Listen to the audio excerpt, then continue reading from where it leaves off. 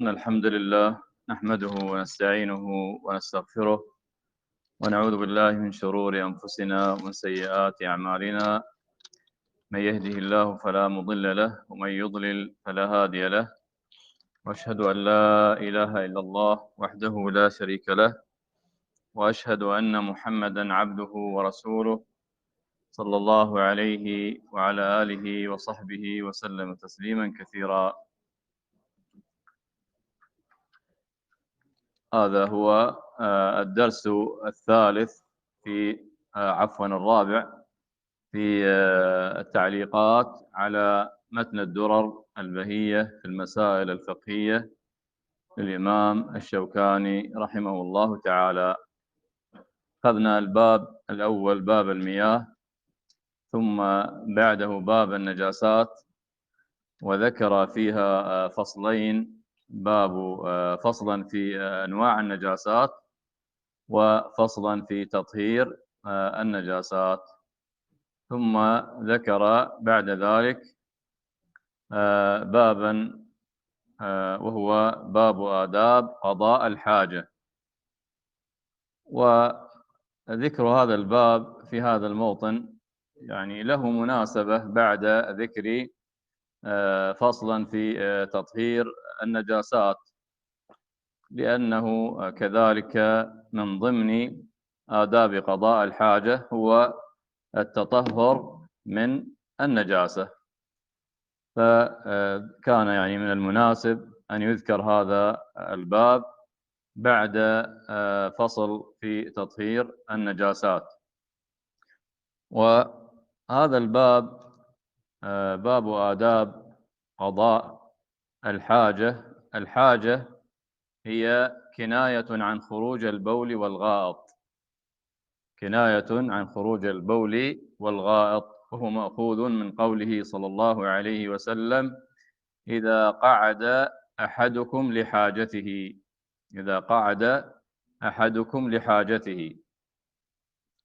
فيعني من أسماء هذا الباب هو إيش؟ باب قضاء الحاجة، وهذا مأخوذ من هذا إيش؟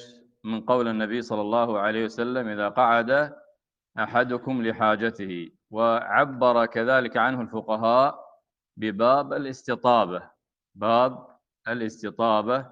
وهذا هكذا يعني هذه اللفظة مأخوذة من قول النبي صلى الله عليه وسلم: ولا يستطب بيمينه، ولا يستطب بيمينه. وعبر عنه المحدثون بباب التخلي، باب آداب التخلي أو باب التخلي، لحديث: إذا دخل أحدكم الخلاء.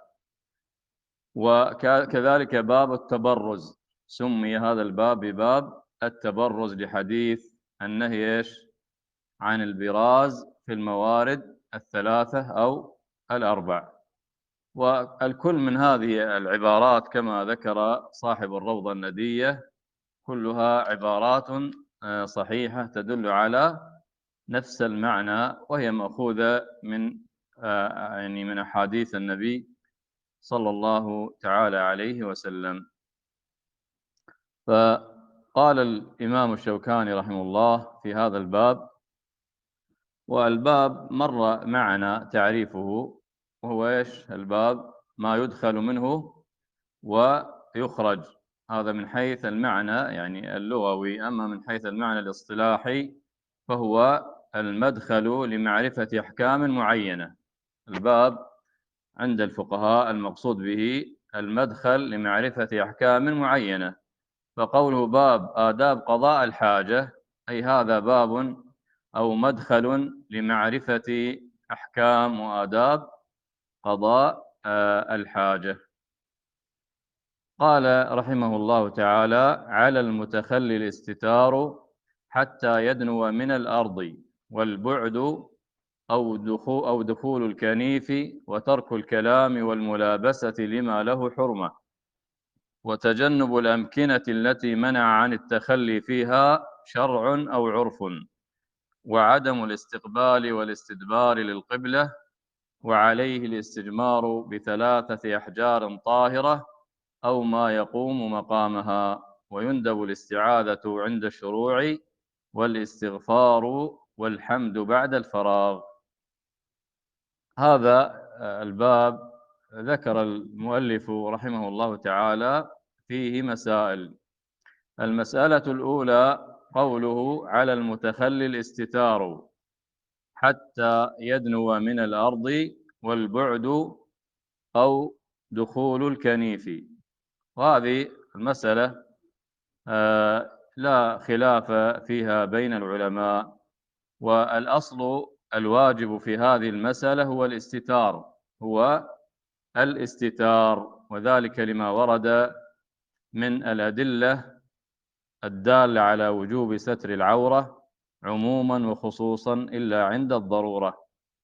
وقد أخرج الإمام أحمد رحمه الله تعالى وأبو داود وابن ماجه وابن حبان والحاكم من حديث أبي هريرة بلفظ من أتى الغائط فليستتر، من أتى الغائط فليستتر. أما يعني البعد ودخول الكنيف أو غير ذلك فهذه كلها يعني من باب الوسائل لأجل ستر العورة، هو المقصود ستر العورة عن أعين الناس. وكذلك صح عن النبي صلى الله عليه وسلم من ذلك حديث جابر رضي الله عنه قال: خرجنا مع رسول الله صلى الله عليه وسلم في سفر فكان لا يأتي البراز حتى يغيب فلا يرى، حتى يغيب فلا يرى. وهذا يعني أدب عظيم، وهو من باب يدخل كذلك في باب الحياء، والحياء شعبة من الإيمان. كثير من الناس يعني بسبب يعني من جهة الجهل بدين الله جل وعلا، وكذلك من جهة ضعف الإيمان، ومن ذلك يعني ضعف جانب الحياء. تجد يعني بعض الناس على الطريق أوقف سيارته وأمام الناس يبول أو غير ذلك، والناس ينظرون إليه. كثيرا ما يرى هذا، وهذا بسبب يعني البعد عن دين الله جل وعلا وضعف الإيمان، لأن ضعف الحياء دليل على ضعف الإيمان.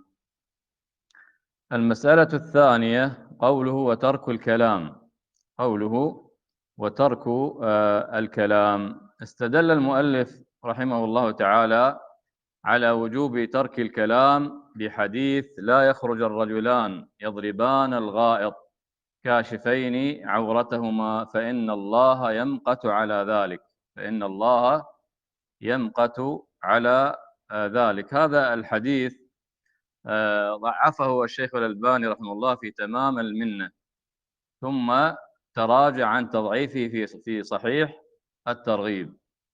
فحتى لا يشكل أن هناك من يجد تضعيف هذا الحديث المذكور في الدراري لشرح الدرر البهية أن هذا الحديث ضعيف، هذا الحديث تراجع الشيخ الألباني رحمه الله عن تضعيفه، فآخر أحكامه أنه حديث صحيح. وهذا يعني مما يدل على ما ذكره المؤلف رحمه الله تعالى، أن الله عز وجل يمقت على ذلك، والمقت هو أشد البغض، المقت هو أشد البغض. الله جل وعلا يمقت على هذا، أنه الرجل أثناء قضاء حاجته يذهب الرجلان أي يتكلمان يتحدثان في لفظ آخر للحديث، يتحدثان وهما إيش؟ كاشفين عورتهما. وهذا يعني يوجد عند يعني بعض الناس، والآن يعني جدت مسألة تجد بعض الناس تسمعه وهو في الخلاء، يعني إذا اتصل عليه أحد يجيب ويتكلم. هذه كلها يعني مخالفة لهذا يعني الأدب العظيم، ويدخل فإن الله يمقت على ذلك.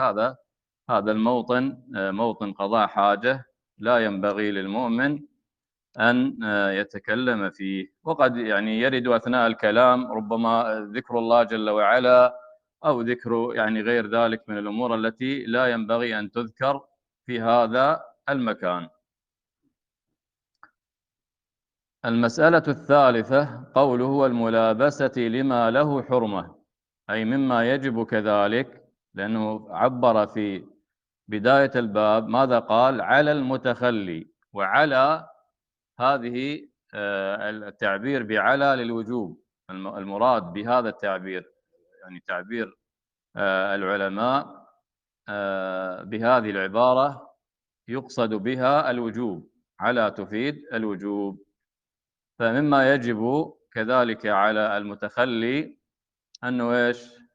لا يلبس شيئا فيه حرمة، لا يلبس شيئا فيه حرمة. والحرمة أي مما له حرمة، مما فيه ذكر الله جل وعلا، أو شيئا من القرآن، أو غير ذلك مما له حرمة. يعني مما يجب على المتخلي ترك الملابسة لشيء فيه كتابة أو نحوها مما له حرمة، كاسم الله عز وجل أو شيء من الآيات أو نحوها. وهذه المسألة استدل لها المؤلف رحمه الله بحديث أنس: كان النبي صلى الله عليه وسلم إذا دخل الخلاء ينزع خاتمه، لأن الخاتم كان إيش فيه؟ خاتم النبي صلى الله عليه وسلم محمد رسول الله. وهذا الحديث حديث ضعيف، ضعفه الشيخ الألباني رحمه الله تعالى في إرواء الغليل. لكن يعني ذكر أهل العلم أنه لا يعني يلزم من ضعف هذا الحديث هو إيش؟ أن هذا الحكم ليس ثابتا، بل إن هذا الحكم يعني تدل له عمومات يعني الشريعة التي تأمر بتعظيم إيش؟ حرمات الله جل وعلا، كما قال الله جل وعلا: ومن يعظم حرمات الله فإنها من تقوى القلوب. فتعظيم كذلك حرمات الله، أظن الاثنين: ومن يعظم شعائر الله فإنها تقوى القلوب، ومن يعظم حرمات الله فهو خير له عند ربه. بارك الله فيك. الآية الأخرى: ومن يعظم حرمات الله فهو خير له عند ربه. فهذا يعني المعنى قال أهل العلم تدل عليه إيش؟ عموم يعني النصوص التي تأمر بتعظيم حرمات الله جل وعلا. وليس من تعظيم حرمات الله سبحانه وتعالى أنه الإنسان يدخل في هذا المكان وهو إيش؟ يعني يضع خاتما فيه ذكر لله جل وعلا أو شيء من الآيات أو غير ذلك مما له حرمة، كأن يحمل مصحفا يعني في جيبه مثلا. هذا إلا ما يعني أمور يعني مما فيه حرج، إلا ما كان فيه حرج كما قال العلماء أن تخشى يعني ضياعه أو غير ذلك، أنك لا تجد يعني مكانا تضعه فيه، فهذا أمر آخر. أما الأصل أنك لا تحمل شيئا يعني دون ضرورة تدخل فيه يعني شيء من حرمات الله جل وعلا في هذا المكان. يعني من الأمور التي عمت بها البلوى مثلا هذه الآيات التي في بعض النقود، يعني هذه أمور عمت بها البلوى. التي عمت بها البلوى هذه يعني مما يعني فيه حرج على الإنسان أنه لا يستطيع أنه يعني يضعها في مكان وهو يقضي حاجته.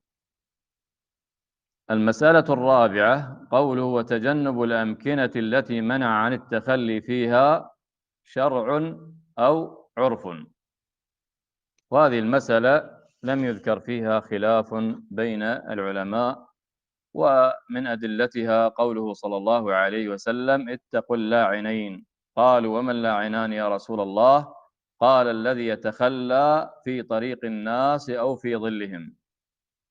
وفي حديث آخر: اتقوا الملاعن الثلاث: البراز في الموارد، وقارعة الطريق، والظل. هذه إيش؟ قال: وتجنب الأمكنة التي منع عن التخلي فيها شرع. هذه مما جاء فيها إيش؟ النهي صريحا في الشريعة، وهي التخلي في طريق الناس أو في ظل الناس كتحت شجرة مثلا. وكذلك الموارد، عند موارد الناس البراز في الموارد، وقارعة الطريق. هذه مما جاء يعني النص صريحا في النهي عنها. أما في العرف قالوا مثلا يدخل في هذا كل ما كان فيه ضرر على الناس، كل ما كان التخلي فيه ضرر على الناس فكذلك يدخل في هذا المعنى. فمما يقابل الظل مثلا قالوا مثلا المشمس، يعني في الشتاء أحيانا مكان فيه شمس يعني يجلسون فيه الضحى مثلا أو غير ذلك، يعني مما يقابل الظل، قال مما يقابل ظل الناس مشمس الناس. هذا لم يأتي فيه نص لكن المعنى يدل عليه، المعنى يدل عليه، لأن الأصل هو إيش؟ يعني ضرر الناس، لأن يعني قضاء الحاجة في هذه المواطن فيه ضرر على الناس، ومما يعني يتسبب في يعني لعنة الناس لمن فعل هذا.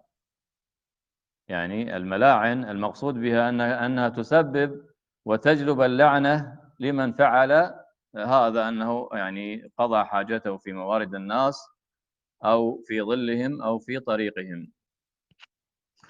المسألة الخامسة قوله وعدم الاستقبال والاستدبار للقبلة، أي أنه إذا قضى حاجته لا يستقبل القبلة ولا يستدبرها ببول أو بغائط.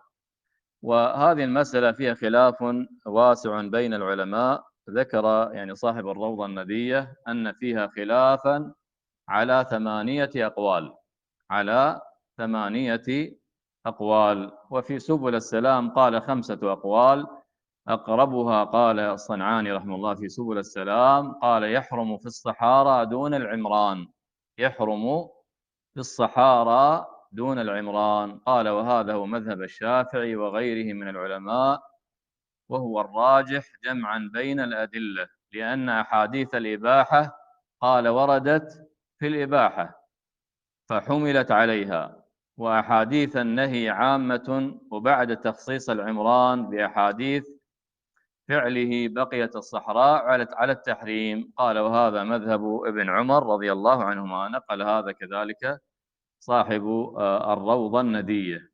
قال عندنا جاءت نصوص عامة تنهى إيش؟ عن استقبال القبلة بالبول والغائط، هذا نص عام. ثم جاء نص خاص بين لنا استقبال القبلة بالغائط، يعني أثناء قضاء الحاجة في العمران. فهذا النص الذي جاء خصص ذلك العموم. ما هو الذي خصصه؟ خصص العمران من الصحراء، والصحراء بقيت على عمومها. هكذا يعني ذكر صاحب الروضة، وكذلك اختاره الصنعاني في سبل السلام. لكن الأحوط والله أعلم في هذه المسألة هو اجتناب استقبال القبلة سواء في العمران أو في غير العمران، استقبال القبلة بالبول والغائط سواء في الصحراء أو في العمران. وذلك لحديث أبي أيوب الأنصاري رضي الله تعالى عنه لما ذكر نهي النبي صلى الله عليه وسلم عن استقبال القبلة بالبول والغائط ماذا قال؟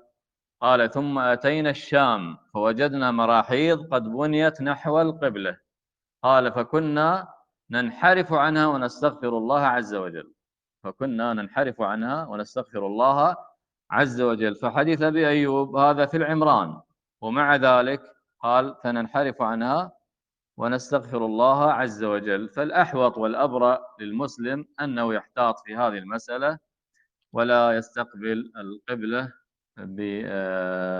يعني ببول أو بغائط، سواء كان في الصحراء أو في العمران. المسألة السادسة قوله عليه الاستجمار ب3 أحجار طاهرة أو ما يقوم مقامها. وهذه المسألة كذلك فيها خلاف بين العلماء، والراجح هو ما ذهب إليه المؤلف رحمه الله، وهو وجوب الاستجمار ب3 أحجار طاهرة، كما صح بذلك النهي عن النبي صلى الله عليه وسلم عن الاستنجاء بأقل من 3 أحجار، وورد كذلك الأمر به. والأصل الأمر ماذا يدل؟ على الوجوب. إذا ذهب أحدكم إلى الغائط فليذهب معه إيش؟ ب3 أحجار وليستطب بها فإنها تجزئ عنه. هذا أمر ولا إيش؟ هذا أمر، والأصل في الأمر أنه يفيد الوجوب، أنه نص على ال3. القصد إيش؟ يعني موطن الخلاف أين؟ يعني هناك من يقول لا يجب هذا العدد، وإنما الأصل إيش؟ هو أنه إزالة النجاسة والاستطباب. لكن الراجح والله أعلم أن النبي صلى الله عليه وسلم عندما ذكر العدد فهنا يجب التقيد بالعدد الذي ذكره النبي صلى الله عليه وسلم، وهذا هو مذهب الشافعي وغيره من العلماء. وأما قول المؤلف أو ما يقوم مقامها يعني مما يصح التطهر به، مما يصح التطهر به ما لم يكن يعني عظما أو شيئا نجسا. لكن هنا يعني ذكر العلماء ومنهم من صاحب الروضة الندية إذا لم يحصل الإنقاء ب3 أحجار، يعني النبي صلى الله عليه وسلم أمرك إيش؟ بالاستطابة ب3 أحجار. إذا لم يحصل الإنقاء هنا يجب، لأن الأصل هذا الحكم كما سبق في تطهير النجاسات يدور مع علة وجودا وعدما، فهنا يجب أنك تتطهر بأكثر.